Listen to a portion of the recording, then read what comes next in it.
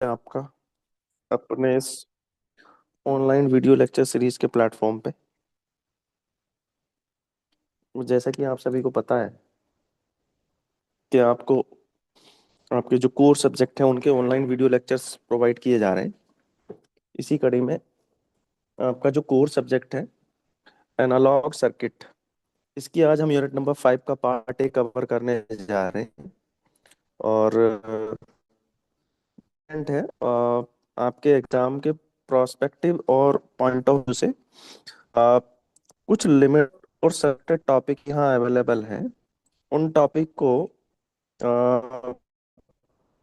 जैसे कंडीशन में ले सकते हैं, और एक टॉपिक यहाँ थ्योरी का भी है जो हम कवर अप करेंगे इस पूरी यूनिट में, जहाँ से पूछे जाते हैं। तो अगर इस यूनिट नंबर 5 है हमारी ओपन एप्लीकेशन। ओपन के एप्लीकेशन कौन से हैं, कहाँ कहाँ हम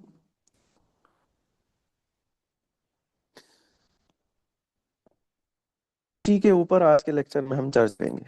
ओवरऑल 5 यूनिट में आपका ये सब्जेक्ट डिस्ट्रीब्यूटेड है। जैसे कि आप देख पा रहे हैं, पहला यूनिट हमारा एम्पलीफायर मॉडल्स है। हम फ्रिक्वेंसी रेस्पॉन्स देखेंगे एम्पलीफायर का। देन उसके बाद हम बात करेंगे ऑक्सीलेटर्स की। और उसके बाद ओपम के ही कुछ अनदर सर्किट हैं जिसे हम करंट मिरर और डिजाइन में यूज करते हैं, तो उनके ऊपर चर्चा करेंगे। लास्ट में हम पढ़ते हैं ओपम एप्लीकेशंस। तो ये है यूनिट नंबर 5। एक थोड़ी सी छोटी यूनिट है और काफी स्कोप है, इसलिए ऑनलाइन वीडियो लेक्चर में हम आपको इसको पहले नंबर पे पढ़ा रहे हैं, क्योंकि आप इन चीजों को आपने पढ़े हैं वहां से कवर अप कर पाएंगे, कनेक्ट कर पाएंगे, इसलिए इस यूनिट को पहले पढ़ा रहे हैं। क्या क्या करने हैं, क्या क्या कवर करने के इस में, सबसे पहले देखेंगे इन्वर्टिंग एम्पलीफायर। देन हम करेंगे नॉन इन्वर्टिंग एम्पलीफायर की। फिर हम समिंग एम्पलीफायर के बारे में देखेंगे, डिफरेंशिएटर, इंटीग्रेटर क्या, वेरियस क्लास के जो ऑपरेशंस हैं ओपम के, वो कौन कौन से हैं, इसमें ट्रिगर क्या होता है, और प्रिसीजन रेक्टिफायर क्या होता है। तो ये आपके इस यूनिट नंबर 5 के टॉपिक्स हैं जो हमें यहाँ पे कवर अप करने हैं। Not your university exam important question, previous year में यूनिवर्सिटी एग्जाम में आए हुए इम्पोर्टेंट क्वेश्चन है। जैसे आपका यूनिटी गेन एम्पलीफायर क्या होता है, सर्किट डायग्राम के बताना है, आइडियल कैरेक्टरिस्टिक्स क्या होते हैं ओपन ओपम के, ये भी आपको बताना है। फुल वेव प्रिसीजन रेक्टिफायर क्या होता है, सर्किट डायग्राम की हेल्प से उसको एक्सप्लेन करना है। यूनिटी गेन एम्पलीफायर क्या होता है, बफर एम्पलीफायर क्या होता है, इंटीग्रेटर सर्किट क्या है, क्लास बी एम्पलीफायर और उसके ड्रॉबैक हमें डिस्कस करना है। तो ये प्रीवियस यूनिटी एग्जाम में आए हुए कुछ इंपॉर्टेंट क्वेश्चंस हैं। नाउ सबसे पहले बात करेंगे हम इन्वर्टिंग एम्पलीफायर की, क्या होता है, कैसे काम करता है, और इन्वर्टिंग एम्पलीफायर सर्किट डायग्राम कैसे बनाया जाता है। तो जैसे कि आप देख पा रहे हैं, एक इन्वर्टिंग एम्पलीफायर आपकी पीपीटी स्क्रीन के ऊपर है, आप देख रहे होंगे। ये बेसिकली आपके ओपम का सिंबल है, आपका ओपम सिंबल है। नेगेटिव टर्मिनल टर्मिनल क्या, इन्वर्टिंग टर्मिनल, और जो पॉजिटिव टर्म होता है वो नॉन इन्वर्टिंग टर्मिनल आता है। इन्वर्टिंग टर्मिनल से एक फीडबैक रेजिस्टेंस हमने कनेक्ट किया हुआ है, और आउटपुट वोल्टेज के ऊपर फीडबैक, ऐसा समझ सकते हैं आप कि हमने आउटपुट साइड की जो फीडबैक है वो इन्वर्टिंग टर्मिनल को प्रोचुअल में आउटपुट पे क्या वैल्यू का वोल्टेज या किसी मिल रहा है फीडबैक, इनपुट साइड में भी इन्वर्टिंग इनपुट साइड को मिल, आप देख रहे होंगे। और हमने इनपुट हुई है वी, इनपुट वोल्टेज बुलाएंगे। दूसरा जो टर्मिनल है वो that is non inverting terminal और पॉजिटिव टर्मिनल, इसको हमने डायरेक्टली इन्वर्टिंग, नॉन इन्वर्टिंग या किसी भी ओपम की वर्किंग को समझने के लिए सबसे पहले हमें दो कॉन्फ़िगरेशन समझना बहुत जरूरी है। कौन से हैं वो दोनों कॉन्फ़िगरेशन? किसी भी ओपम के आउटपुट को ड्राइव करने के लिए या ओपम से रिलेटेड किसी भी क्वेश्चन को, न्यूमेरिकल को सिंप्लीफाई करने के लिए आपको हमेशा दो स्टेप फॉलो करने हैं। पहला स्टेप होता है वर्चुअली सोर्ट और वर्चुअली ग्राउंड, और दूसरा स्टेप होता है apply the KCL on negative terminal of the open. यानी वर्चुअल सोर्ट और वर्चुअल ग्राउंड कॉन्सेप्ट आपको फॉलो करना है। सॉरी। और दूसरा नेगेटिव टर्मिनल के ऊपर आपको केसीएल अप्लाई करना है। तो ये दोनों स्टेप अगर आप फॉलो करेंगे तो आप इजीली उसकी वर्किंग को एक्सप्लेन कर पाएंगे। So first of all, virtually sort और वर्चुअली ग्राउंड कॉन्सेप्ट क्या होता है इसको समझने की कोशिश करेंगे। तो वर्चुअली ग्राउंड या वर्चुअली सोर्ट हम ऐसे कह सकते हैं कि जो ओपन दोनों टर्मिनल है, इन्वर्टिंग और नॉन इन्वर्टिंग टर्मिनल, इन दो टर्मिनल को हम वर्चुअली शॉर्ट मान के इसकी वर्किंग को एक्सप्लेन करते हैं। वर्चुअली शॉर्ट का मतलब क्या है? हम ये मानते हैं कि अ, इन दोनों के बीच में ये जो अलग अलग वोल्टेज हमने दिखाई हुई है B1 और B2, ये एक्चुअल में शॉर्ट कर दी गई है वर्चुअली एक ऐसे वायर के माध्यम से जो सर्किट में लगा हुआ नहीं है, बट हम इसकी वर्किंग को एक्सप्लेन करने के लिए ऐसा कंसिडर करके चल रहे हैं। इस बात को आप मान के चलेंगे। तो अ, इसको कहते हैं VID। वर्चुअली शॉर्ट वोल्टेज कहलाती है VID। VID का मतलब क्या है?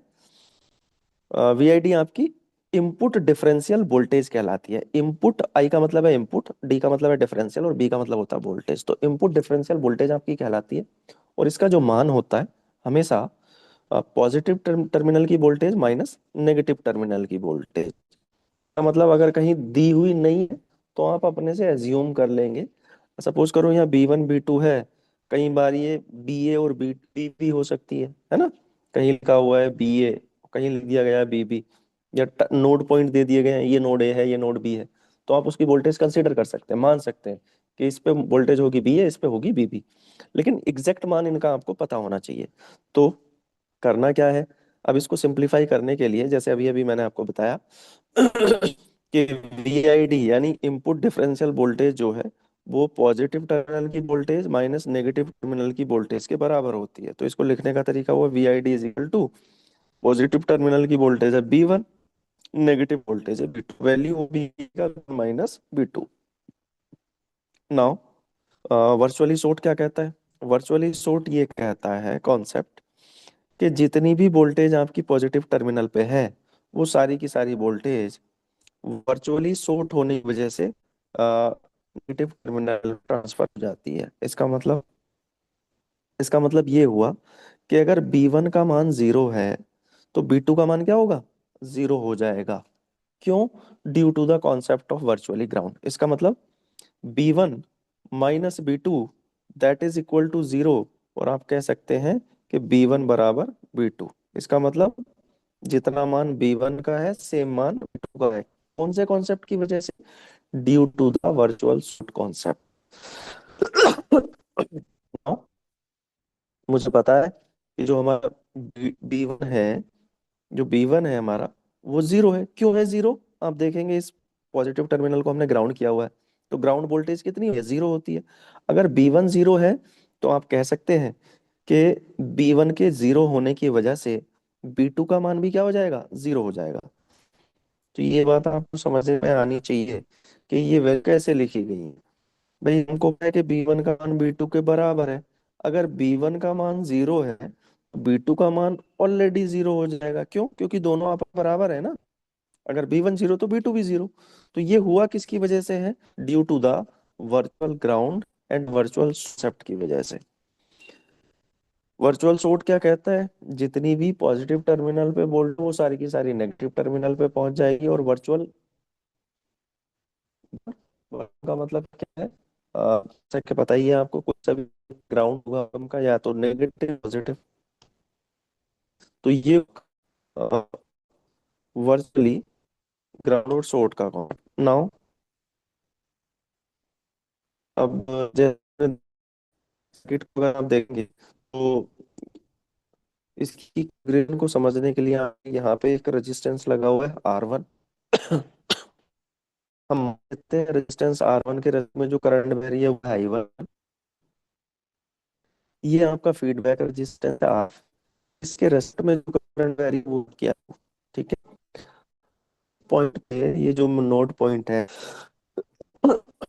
वोल्टेज है V2। यहाँ पे अगर मैं KCL लगाने लग जाऊं तो KCL क्या होगा? तो आप कहेंगे KCL का मान होगा नोड पे जितनी भी करंट आ रही है वो उसका सम, और इस नोड से जो भी करंट बाहर जा रही है उसका सम एक दूसरे के बराबर होने चाहिए, ताकि आने वाली धाराओं का बीजगणितीय योग नोड या जंक्शन से बाहर जाने वाली धाराओं के बराबर होता है। तो यही हुआ यहाँ पे। ठीक है, बराबर हुआ। तो हमने यहाँ पे देखेंगे आप, जैसे हमने नेगेटिव टर्मिनल पे KCL अप्लाई किया, अप्लाई के negative terminal I1 is to I2 हुआ ना। I1 का मान अगर मैं वोल्टेज और रजिस्टर के टर्म्स में पुट करूं तो I1 होगा VI माइनस V2। और आपको पता है कि जो आपका V2 है दैट इज जीरो। जैसे ही आप यहाँ जीरो पुट करेंगे तो I1 का मान रह जाएगा VI/R1। ऐसे ही अगर आप I2 का मान लिखेंगे तो I2 का मान हो जाएगा V2 minus V0 divided by RF।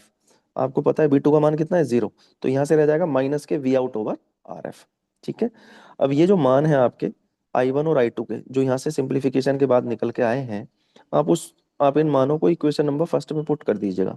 I1 की जगह रखेंगे VI/R1, तो रख दिया VI/R1। और I2 की जगह रखेंगे माइनस के V आउट अपॉन RF, रख दिया हमने। नाउ यहाँ से मुझे आउटपुट वोल्टेज कैलकुलेट करनी है। तो आउटपुट वोल्टेज क्या हो जाएगा? देखो, माइनस साइन उधर ट्रांसफर कर देंगे, RF इधर डिवाइड कर रहा है, उधर जाके मल्टीप्लाई करेगा, तो बी आउट बराबर हो जाएगा माइनस का RF upon R1 into BI। इसका मतलब हुआ कि जो इन्वर्टिंग एम्पलीफायर है उसका आउटपुट वोल्टेज निकालने के लिए आप हमेशा माइनस के RF/R1 इंटू VI करेंगे। ये माइनस साइन क्या रिप्रेजेंट कर रहा है? माइनस साइन रिप्रेजेंट कर रहा है कि आप इन्वर्टिंग एम्पलीफायर के इनपुट पर जो भी सिग्नल अप्लाई करेंगे इन्वर्टिंग टर्मिनल को, वो हमेशा उसको इन्वर्ट करके आउटपुट पे आपको देगा। और इन्वर्ट भी कितना करेगा?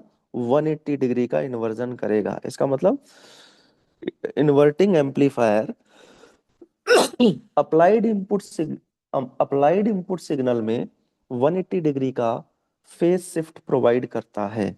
ठीक है, तो ये बात ध्यान रखनी है, 180 डिग्री का फेज शिफ्ट प्रोवाइड करता है। नाउ ये तो हुआ आउटपुट वोल्टेज कैलकुलेशन का फॉर्मूला।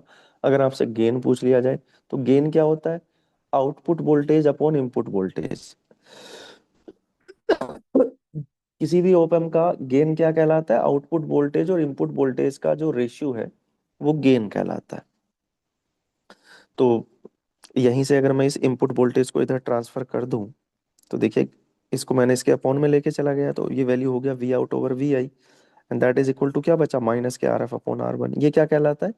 ये किसी भी इन्वर्टिंग एम्पलीफायर का वोल्टेज गेन कहलाता है, जिसे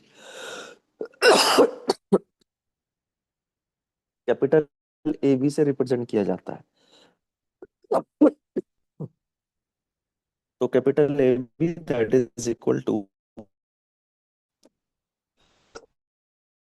माइनस के R1।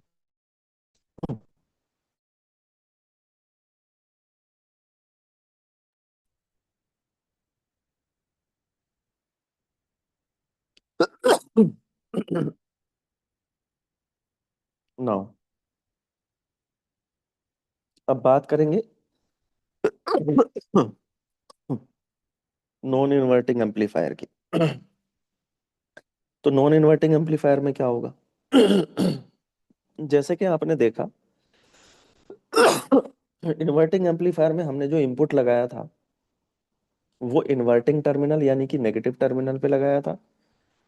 नॉन इन्वर्टिंग एम्पलीफायर में हम जो इनपुट लगाएंगे वो पॉजिटिव टर्मिनल पे लगाएंगे। तो आप देख भी पा रहे होंगे कि जो भी इनपुट हमने लगाया हुआ है VI, वो हमने पॉजिटिव टर्मिनल पे लगाया हुआ है। तो first of all, step number first, सबसे पहले due to the virtual short. तो आपको पता है वर्चुअल शॉर्ट क्या कहता है? पॉजिटिव टर्मिनल की वोल्टेज कहाँ पहुंच जाती है? नेगेटिव टर्मिनल पे पहुंच जाती है। नेगेटिव टर्मिनल की वोल्टेज है V1, पॉजिटिव टर्मिनल की वोल्टेज है VI। तो V1 बराबर हो जाएगा VI के बराबर। किस कॉन्सेप्ट की वजह से हुआ ऐसा? वर्चुअल शॉर्ट की वजह से। दूसरा स्टेप क्या होता है? नेगेटिव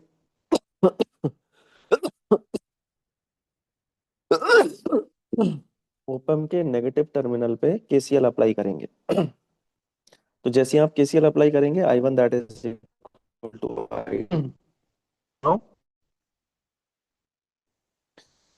का वैल्यू I1 का होगा। देखिए इधर तो वोल्ट जीरो, और इधर से वोल्टेज आ रही 1, तो यहाँ से वैल्यू हो जाएगा 0 - B divided by R equal to हो जाएगा B1। इधर वोल्टेज जारी होगी B1, इधर से वोल्टेज जाएगा V out divided by R है। तो I1 और I2 दोनों के मान हमारे पास है। इनको इक्वेशन में पुट करेंगे और वैल्यू निकालेंगे एक बार फिर से, जैसे हमने प्रीवियस डेरिवेशन में किया था। I1 का वैल्यू हुआ माइनस का VI/R1, I2 का वैल्यू हुआ माइनस का VI minus V0/RF। Put the value of I1 and I2 in equation number first में पुट करेंगे। I1 का मान तो हुआ माइनस का VI/R1 इक्वल टू हो गया VI minus V out over RF। दोनों को हमने break कर दिया, VI over RF minus V out over RF। Now जो BI वाली टर्म्स है उनको एक, और जो V आउट वाली टर्म्स है उसको दूसरी तरफ ले गए। तो V out upon RF that is equal to, simplify करेंगे, देखिए यहाँ से VI अगर कॉमन तो वैल्यू बनेगा क्या? R1 plus R into RF into VI। Now बराबर क्या है? V out 1 VI। और थोड़ा सा पूछ ले क्या होता आपको टफ, तो यहाँ को नीचे जाएंगे तो बोल्ट हो जाएगा 1 प्लस के RF अपन। तो ये हमारा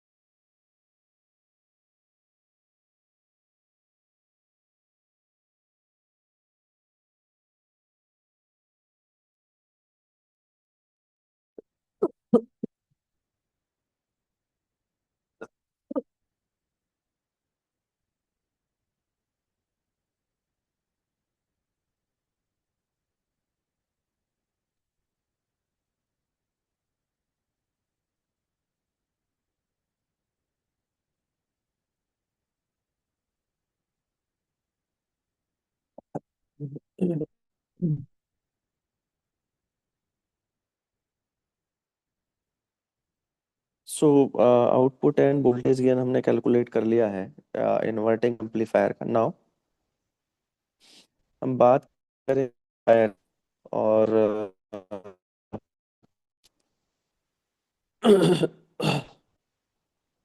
क्या एम्पलीफायर।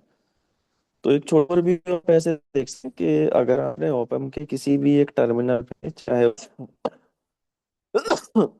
इन्वर्टर नॉन इन्वर्टिंग, वहां पे अगर आपने एक से ज्यादा वोल्टेज लगा दिए, तो ये उन वोल्टेज को सम आपको आउटपुट पे प्रोवाइड करेगा। ये कॉन्सेप्ट आपका समिंग एम्पलीफायर या एडर कैलकुलेशन कैसे होगी? ठीक इसी प्रकार से हमने इन्वर्टिंग नॉन इन्वर्टिंग एम्पलीफायर में किया था। स्टेप फर्स्ट, सर्किट डायग्राम दीजिएगा। ये जो आपका इन्वर्टिंग टर्मिनल पे दो इनपुट लगे हुए हैं, VI1 VI और VI की वजह से करंट I1, VI2 रेजिस्टेंस का नोड हुआ और इसकी वोल्टेज हुई 1। ग्राउंड अपने को B2 का मान 0 हो जाएगा और ग्राउंड की वजह से दूसरा स्टेप होता है हमारा, हमें केसीएल लगाना होता है। इस पॉइंट पे इस नोड केसीएल अप्लाई करेंगे।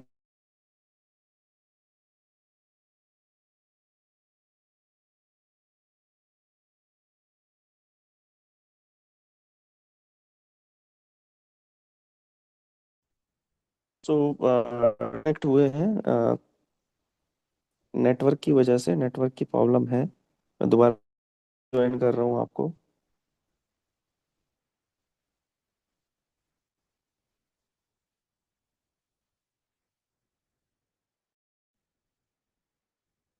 चलिए।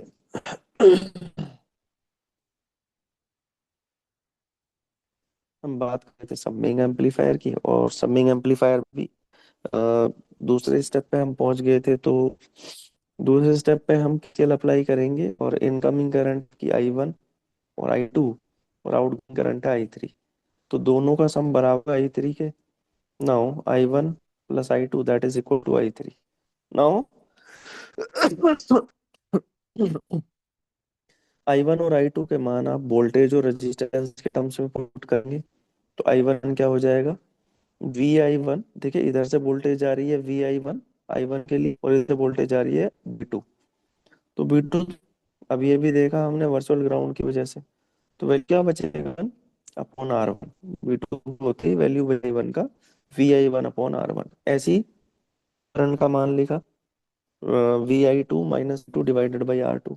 V2 इज अगेन जीरो, तो I2 इज इक्वल टू क्या हो जाएगा VI2 अपॉन R2।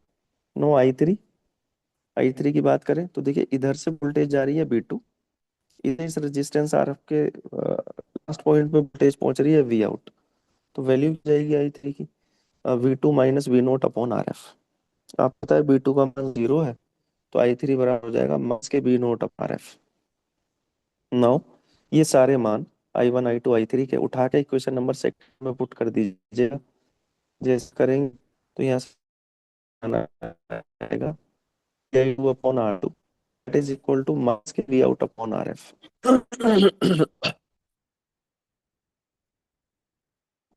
यहाँ से मुझे आउटपुट निकालना है, तो बाकी सारी वैल्यू शिफ्ट कर देते हैं। तो जैसे उधर शिफ्ट किया तो वी आउट बराबर हुआ माइनस का RF, उधर जाके क्या कर मल्टी करेगा, बढ़ रहा है तो माइनस का RF upon R1 into VI1 plus RF upon 2 into VI2। आप चाहें तो RF भी ले सकते हैं, माइनस से RF VI1 upon R1 plus VI2 over R2। Now हम ये कंसीडर कर लें कि R1 R2 और R किसके बराबर, के बराबर है, यानी सारे स्टेप एक दूसरे के बराबर है। तो आउटपुट वोल्टेज क्या होगा, देख RF की जगह भी R पुट दे, R1 की जगह भी R रख दे, R2 की भी R रख दे, तो R से नीचे से कॉमन आ जाएगा, ये R से R cancel हो जाएगा। तो V आउट बराबर आएगा माइनस के B माइनस VI1 प्लस के V2। का मतलब स्टार्टिंग टर्मिनल पे जो भी वोल्टेज आप लगाई हुई थी, आउटपुट में दोनों सम होकर आपको मिल रहा है। ये किट काम कर रहा है, एज एम्पलीफायर का काम कर रहा है। अच्छा, नेगेटिव साइन बता रहा है, नेगेटिव साइन बता रहा है कि जो भी आप इनपुट दोगे आउटपुट पे, उसमें 180 डिग्री का फेस शिफ्ट आपको मिलेगा। तो ये हम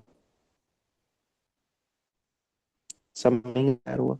नाउ छोटा सा करेक्टरिस्टिक्स है, ओपम का एप्लीकेशन है एक, करेक्टरिस्टिक्स ऑफ आइडियल। आइडियल ओपम की कुछ इंपॉर्टेंट करेक्टरिस्टिक्स,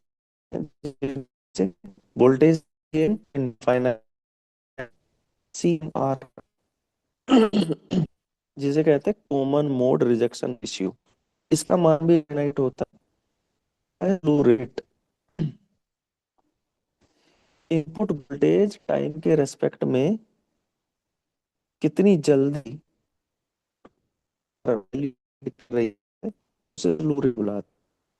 तो इसका मान इनफाइनाइट होता है, इनपुट इम्पीडेंस इनफाइनाइट होता है, और आउटपुट इम्पीडेंस जीरो होता है। तो ये 5 पॉइंट है आइडियल ऑप एम्प के कैरेक्टरिस्टिक्स के टर्म्स में।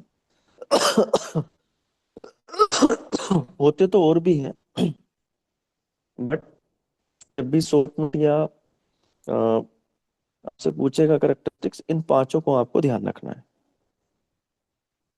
अब हम बात करेंगे यूनिटी गेन एम्पलीफायर की, वोल्टेज फॉलोवर की, या इसका दूसरा नाम है बफर एम्पलीफायर। तो यूनिटी गेन और वोल्टेज फॉलोवर बफर एम्पलीफायर एक ऐसा एम्पलीफायर है। A voltage follower is an open circuit which output follows the input voltage।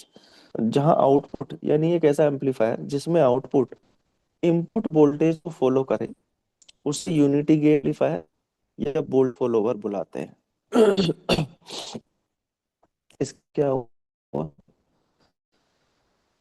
ये एक ऐसा एम्पलीफायर है जिसका जो गेन है, वोल्टेज गेन है, वो क्या होना चाहिए ना।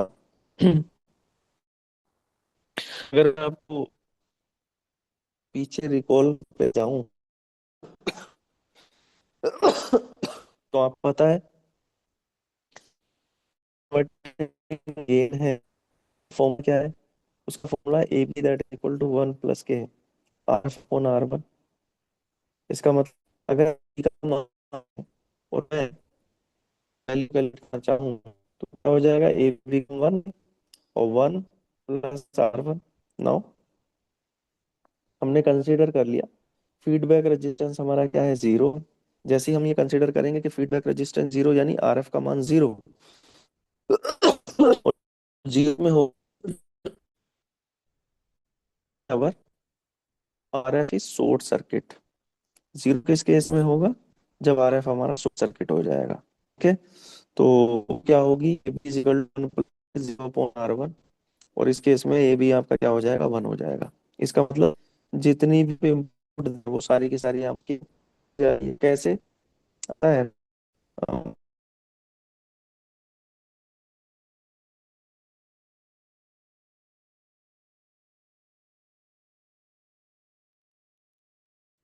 Just a minute.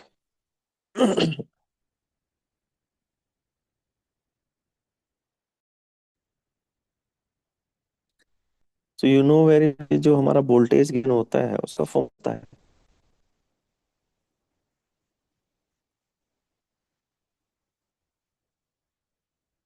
So voltage gain हमारी होती है output input voltage. So V out over ये के बराबर होता है, ये ए बी के बराबर होता है। नाउ ए का मान अगर 1 है तो आपको पता है, जैसे ही इसकी जगह 1 पुट करेंगे तो V out over V I that is equal to 1। तो आप कह सकते हैं वी आउट इक्वल टू क्या हो गया, वी आई हो गया। इस मतलब आउट की इनपुट वोल्टेज को फॉलो यही था आपका यूनिटी गेन बफर एम्पलीफायर या फॉलोअर। जैसे कि आपने डेफिनेशन में देखा कि एक ऐसा एम्पलीफायर जिसका जो आउट को इन्फो करे उसे वोल्टेज फॉलोअर बुलाते हैं। दूसरा केस हम कंसिडर करें, R1 कब होगा इनफाइनाइट, इनफाइनाइट हुआ जब R1 हमारा ओपन सर्किट की तरह काम कर रहा होगा। तो आप देख रहे हैं यहाँ पे जो सर्किट डायग्राम बना हुआ है, R दिया गया है, RF को शॉर्ट कर दिया गया है, ये आपके वोल्टेज फॉलोअर का सर्किट डायग्राम है। ठीक है, तो दोनों फॉलोअर मैथमेटिकली एनालिटिकली कैसे काम कर रहा है। नाउ इज डिफरेंशिएटर, आपका जो है ऑप्शनल एम्पलीफायर है वो थोड़ा सा ठीक है, हाँ कोई इशू नहीं, आप ले आइए।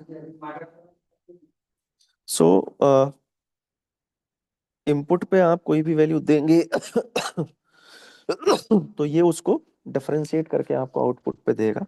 और सर्किट डायग्राम में क्या चेंज होते हैं, तो थोड़ा सा ध्यान रखेंगे कि यहाँ रेजिस्टेंस की जगह आपको R1 रेजिस्टेंस की जगह आपको कैपेसिटर से इंटरचेंज कर देना है। तो आप देख पा रहे होंगे इनपुट लगा हुआ है वी आई, करंट बह रहा है इनपुट की वजह से, वी आई की वजह से I1, कैपेसिटर सी के अंदर, feedback resistance RF, non inverting terminal पे रेजिस्टेंस लगा हुआ है R1। और कैलकुलेशन करने का तरीका वही है। सबसे पहले स्टेप फर्स्ट अप्लाई करेंगे, V1 = 0।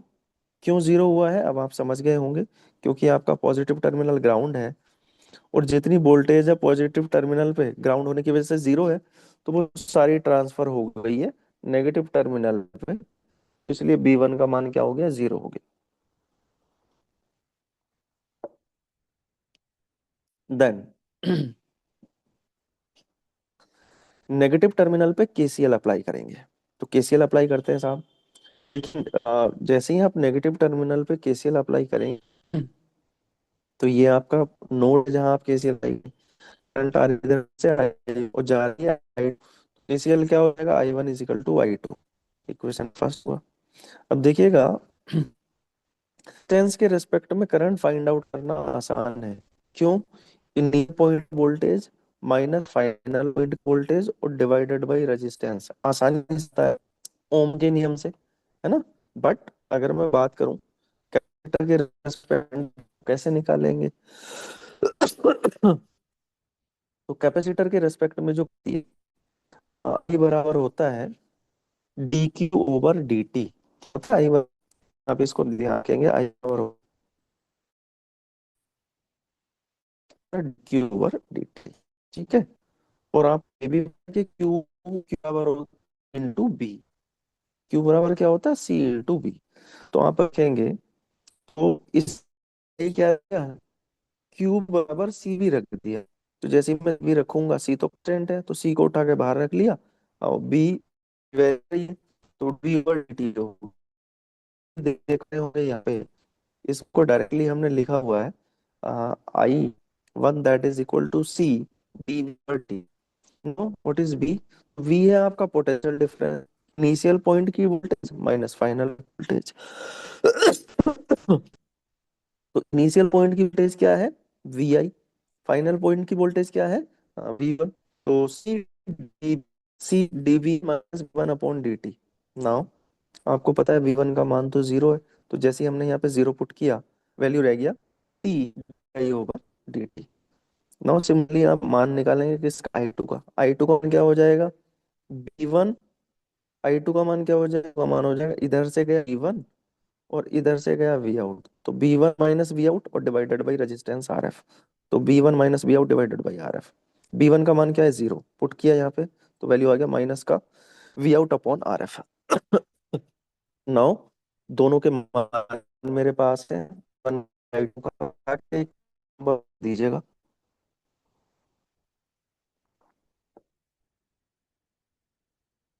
जैसे ही हम दोनों का मान इक्वेशन फर्स्ट में पुट करते हैं, तो वैल्यू मिलता C dVI/dt is equal to minus के V out over RF। Now यहाँ से आउटपुट वोल्टेज निकालना चाहूँ, तो RF उधर भेजूंगा और साइन भी उधर transfer करूंगा।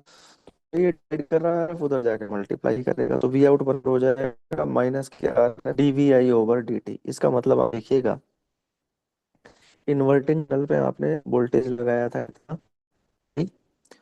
वो आपको टाइम के रेस्पेक्ट में डिफरेंशिएट होकर मिल रहा है, और माइनस में क्या आ रहा है, इन्वर्ट हो मिल रहा है।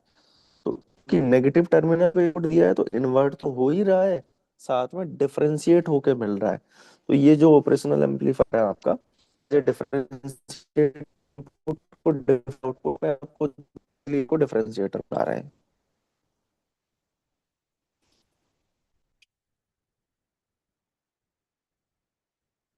नाउ जैसे आपने डिफरेंशिएटर देखा, सिमिलर ओपम का अदर होता है जिसे हम इंटीग्रेटर बुलाते हैं।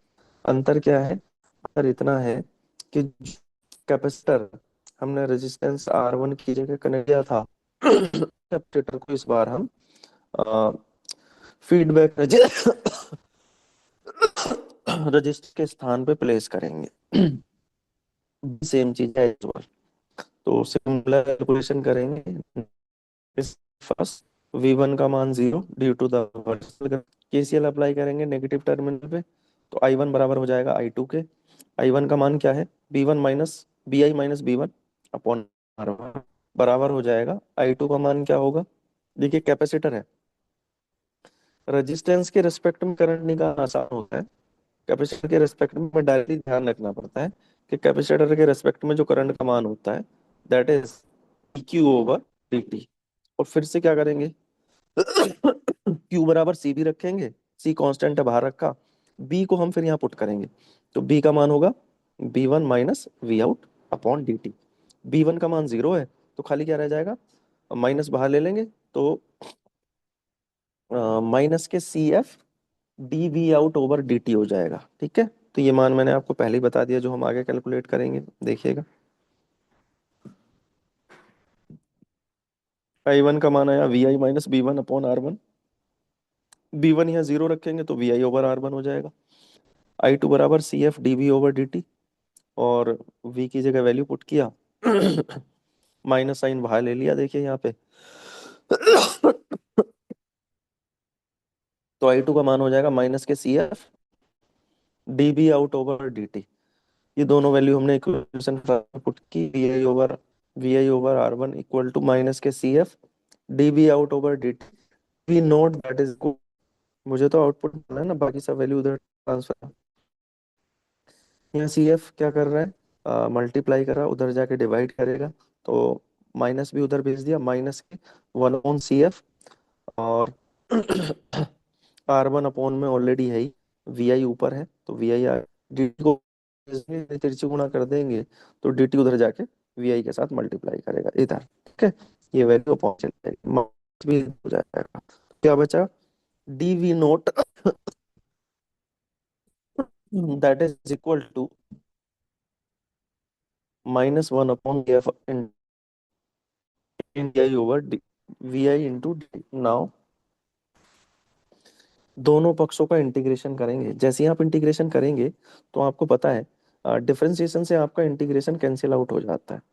तो देख सकते हैं यहाँ पे लिखा है इंटीग्रेट V0, इंटीग्रेशन डिफरेंशिएशन करना, कैंसिल आउट हुआ V0 तो खाली बचा V0 इक्वल टू 1, ये है 6R1, और इंटीग्रेशन का sign into V into d. तो जो भी आप इनपुट पे लगा रहे हैं वो इंटीग्रेट के नेगेटिव साइन के साथ आपको आउटपुट पे तो ये जो ओपम है ये इंटीग्रेटर की तरह वर्क कर रहा है, ये बात हमने इस डायग्राम के थ्रू समझिए।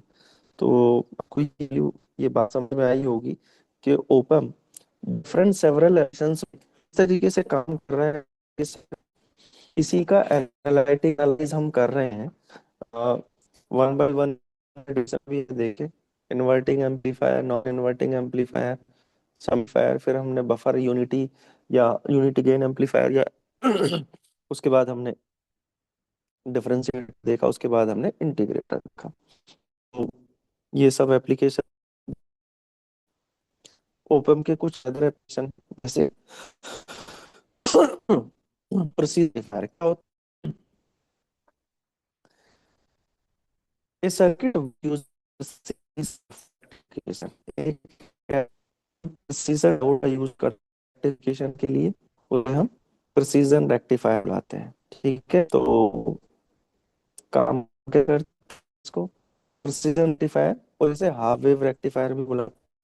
ये इसका सर्किट डायग्राम है, जैसे आप देख, ओपम के आउटपुट से एक हमने डायोड किया, ये रजिस्टर लगा रखा RL, और इस रिस्पेक्ट में हम आउटपुट वोल्टेज कैलकुलेट कर रहे हैं।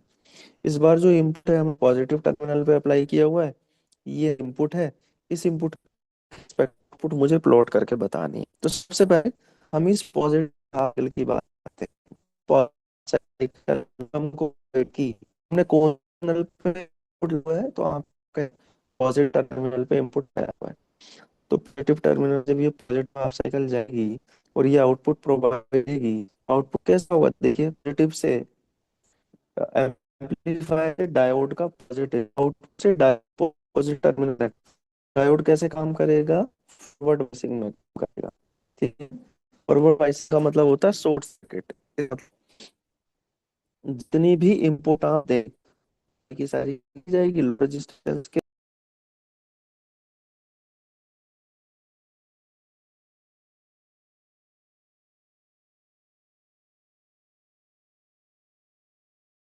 सो due to bad network connectivity disconnect हुए रहिएगा, मैं फिर से कनेक्ट करने जा रहा हूँ।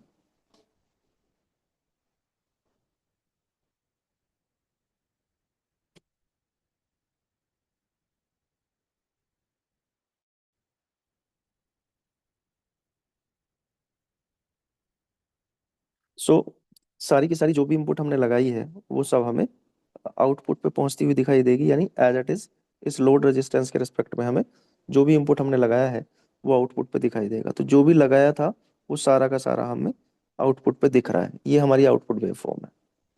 तो दो केस में हम इसको एक्सप्लेन करेंगे। पहला केस है during the positive half cycle diode is work as forward bias and circuit work as voltage follower. Diode forward bias में काम कर रहा है कि वोल्टेज फॉलोवर की तरह काम कर रहा है। कैसे वोल्टेज फॉलोवर? भी हमने इस पे लगाया वो आपको आउटपुट पे मिल रहा है। तो जो भी इनपुट पे लगाया था, कितना लगाया था, ये लगाया था, ये एज इट इज आउटपुट पे मिल गया। तो देखिएगा आउटपुट वेवफॉर्म में हमने क्या बनाया, डी ऑन है और इनपुट की तरह ही आपको आउटपुट पे वेवफॉर्म मिल रही है। सेकंड केस क्या है? सेकंड केस जब हम नेगेटिव हाफ साइकिल की बात करेंगे, यानी जब हम इस वाली हाफ साइकिल की बात कर रहे हैं, तो इस वाली हाफ साइकिल में क्योंकि वैल्यू कैसी हो गई, नेगेटिव हो गई। जब वैल्यू नेगेटिव हो गई है और ये तो डायोड का कैसा टर्मिनल है, ये तो पॉजिटिव टर्मिनल है। तो जब डायोड के पॉजिटिव टर्मिनल को बैटरी के नेगेटिव टर्मिनल से कनेक्ट करते हैं तो डायोड काम करता है रिवर्स बायस में। और रिवर्स बायस का मतलब होता है ओपन सर्किट। ठीक है, रिवर्स बायस का मतलब होता है ओपन सर्किट। इसका मतलब जब ये ओपन हो गया यहाँ से, डायोड का कनेक्शन ही नहीं बचा, तो क्या कोई भी इंपुट आपने यहाँ लगा रखा है वो आपको इस लोड रेजिस्टेंस के रिस्पेक्ट में आउटपुट पे दिखाई देगा? तो आप कहेंगे नहीं। जब कोई कनेक्शन ही नहीं मतलब है इनपुट और आउटपुट के साथ में, तो आउटपुट पे कोई वैल्यू हमें नहीं दिखाई देगी। जब दिखाई नहीं तो नेगेटिव टर्मिनल पे जो भी आप अप्लाई कर रहे थे, नेगेटिव टर्मिनल पे जो भी वैल्यू आप अप्लाई कर रहे थे वो आपको आउटपुट पे दिखाई ही नहीं देगी। तो during the negative half cycle diode D व रिवर्स बायस एंड मी open circuit that output becomes, उस टाइम आप आउटपुट क्या रही है, जीरो मिल रही है, डायोड एज ऑफ हो रहा है और no wave pulse found, output में कोई भी वेव पल्स फाउंड नहीं रही है। तो लग रहा है कि आपको ये बात समझ में आ गई होगी कि ये जो हमने आउटपुट और इनपुट के रेस्पेक्ट में आउटपुट हमने बनाया है प्रिसीजन रेक्टिफायर हाफ वेव।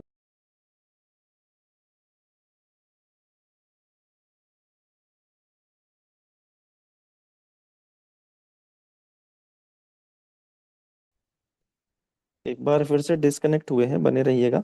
एक टॉपिक बचा हुआ है उसको खत्म करके लेक्चर बाइंड अप करेंगे।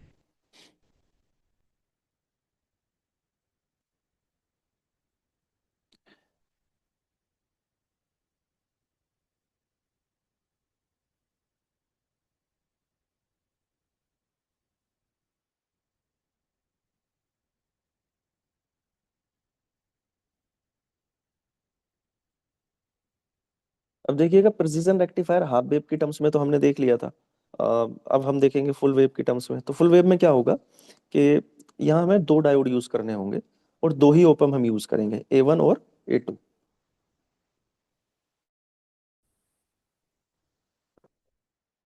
उससे क्या होगा? तो देखिए मैं आपको थोड़ा सा ओवरव्यू यहाँ दे देता हूँ, बाकी ऑलरेडी आपने जैसे हाफ वेव में किया वैसे ही फुल वेव में भी होना है सारी सारी चीजें। पॉजिटिव हाफ साइकिल के लिए आपका डायोड D2 ऑन हो जाएगा। नेगेटिव हाफ साइकिल के लिए आपका डायोड D1 ऑन हो जाएगा। जब दोनों डायोड के लिए एक एक डायोड आपका, दोनों साइकिल के लिए, दोनों हाफ साइकिल के लिए एक एक डायोड आपका ऑन हो रहा है, तो उन दोनों की वजह से आपको आउटपुट पे वैल्यू दिखाई देगी। For positive half cycle V I is greater than zero. Positive half cycle के लिए आपके वी आई का मान किससे बड़ा है, जीरो से बड़ा है। और सर्किट जो है वो आपका इस तरीके से बनेगा। आप देख रहे होंगे दो तरीके से सर्किट बना रखे हैं। वैल्यू निकल जाएगी आपकी, I1 इक्वल टू I2 हो जाएगा, V I minus zero upon R equal to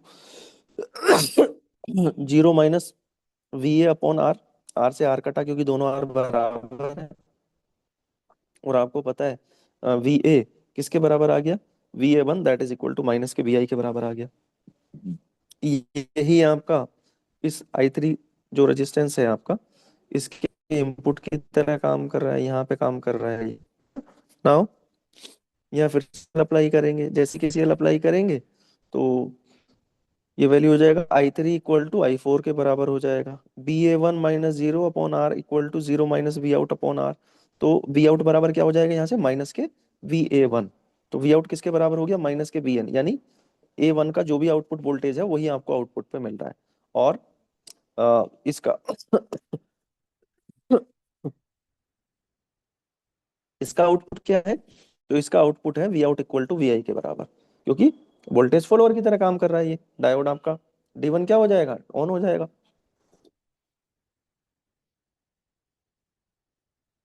now during the negative half cycle, negative half cycle के लिए आपको क्या होगा, ये वाला सर्किट आपका इम्प्लीमेंट होगा, नीचे वाला जैसे आप देख पा रहे हैं। सिमिलरली हम इसकी कैलकुलेशन करेंगे उसी प्रकार से। Now, जैसे हम कैलकुलेशन करेंगे तो आउटपुट वैल्यू हमें क्या मिलेगा, आउटपुट मिलेगा V I is equal to minus three by two two. Now V I की ये वैल्यू उठा के वहां पे पुट कर देंगे ना। तो जैसे ही हम पुट करेंगे I two that is equal to, second op amp के केस में I two equal to I four. जैसे ही हम इसको पुट करते हैं V A two by two की जगह क्या रखेंगे, three A two by two रखेंगे। तो आउटपुट हमारा आ जाएगा V out equal to minus के three A two by two, equation number second कह दिया। इक्वेशन फर्स्ट और सेकंड से वी आउट बराबर थ्री बाई टू माइनस के two by three V I. Cancellation करेंगे यहाँ से, थ्री से तो थ्री कट जाएगा, टू कट जाएगा, तो वी आउट इक्वल टू क्या हो गया, माइनस के वी आई के बराबर आ गया। तो ये फुल वेव प्रिसीजन रेक्टिफायर की तरह आपका काम कर रहा है जो सर्किट है। नाउ यहाँ पे आपको फुल वेव मिल रही है इनपुट के रेस्पेक्ट में, देखिएगा। पॉजिटिव हाफ साइकिल के लिए ये wave milli. Now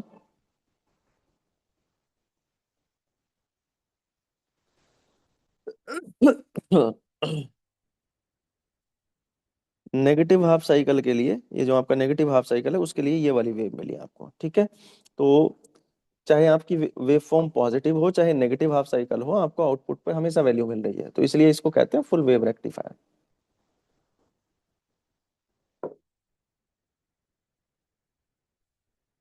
full wave precision rectifier.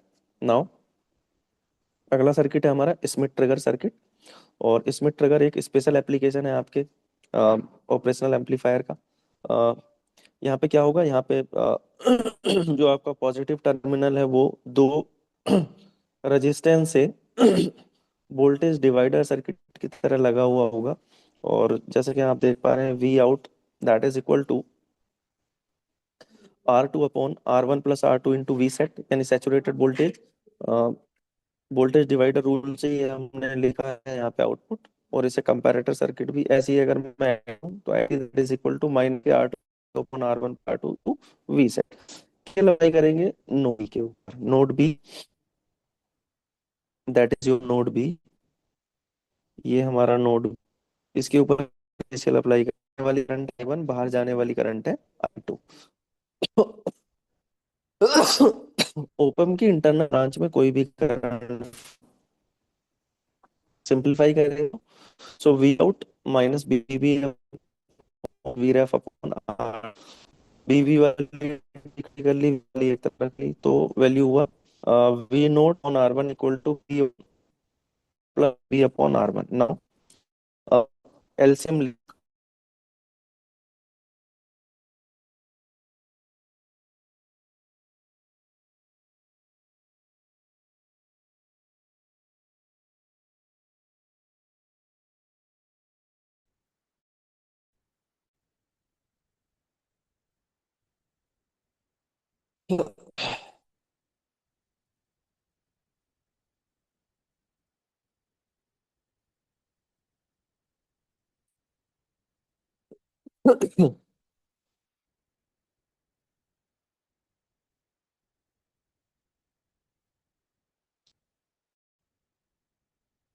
So B B that is equal to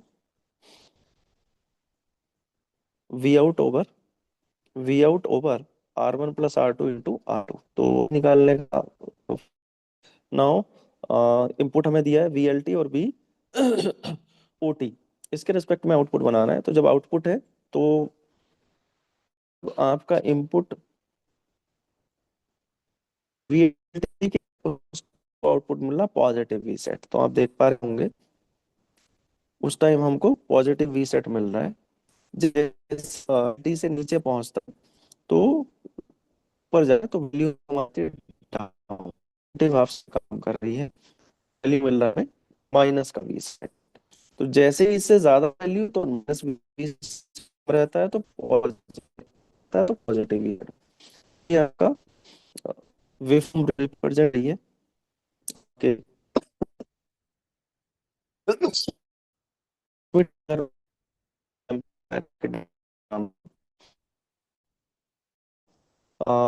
amplifier एक ऐसी।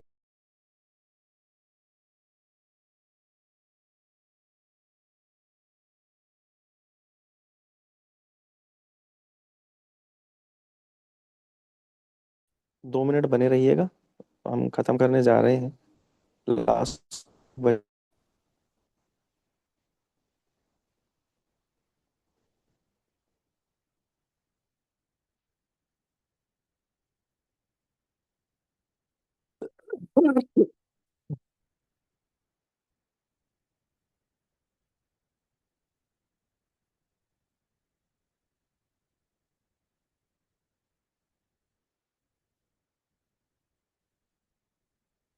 सो according to class of operation the amplifier can be classified. तो ओपम के क्लास ऑपरेशन के आधार पे ओपम को जो है 4 प्रकार से क्लासिफाई किया जाता है: class A, class B, class A B और class C. One by one करके इनको देख लेते हैं। Class A amplifier is one which the operating point and the input signal are such that current in the output circuit flows full time. इसका मतलब जो current है वो आउटपुट पे वो फुल टाइम के लिए फ्लो करेगी, उसे हम क्लास ए एम्पलीफायर बुलाते हैं। क्लास बी एम्पलीफायर में करंट जो है वो हाफ टाइम के लिए फ्लो करती है, 180 डिग्री के लिए फ्लो करेगी 360 में से, और 180 डिग्री के लिए नहीं करेगी। क्लास ए बी में क्या होगा? For class A B operation the output signal swing occurs between 180 to 360। तो आउटपुट सिग्नल जो है वो 180 से 360 के बीच में अकर करेगा, नाइदर ए और नॉर बी ऑपरेशन, ना ए होगा ना बी होगा। Now class C, a class C amplifier is one in which operating point is chosen so that the output current is zero। Operating point हमें खुद से चूज करना पड़ता है, तो जो आउटपुट करंट होती है वो जीरो होती है for more than one half of the input sinusoidal signal. तो एक से ज्यादा टाइम साइनोसोडियल सिग्नल के लिए, हाफ से ज्यादा टाइम पीरियड के लिए जो है वो क्या होता है, जीरो के बराबर होता है करंट का मान। ये क्लास सी एम्पलीफायर होता है। तो ये आज का आपका लेक्चर था। काफी इंटरप्ट रहे हैं और बहुत सारी चीजें आज नेटवर्क की वजह से, और गला भी कुछ ठीक नहीं, जो आपको लगा भी होगा। तो जो आपको पढ़ाया गया है इसका PDF आपको प्रोवाइड कर दिया जाएगा। इम्पोर्टेंट एप्लीकेशन है, इनको ध्यान से पढ़ लीजिएगा, आपके पेपर आपके एग्जाम पॉइंट ऑफ व्यू से बहुत इंपॉर्टेंट है। लगातार बने रहने के लिए आप सबका बहुत बहुत धन्यवाद।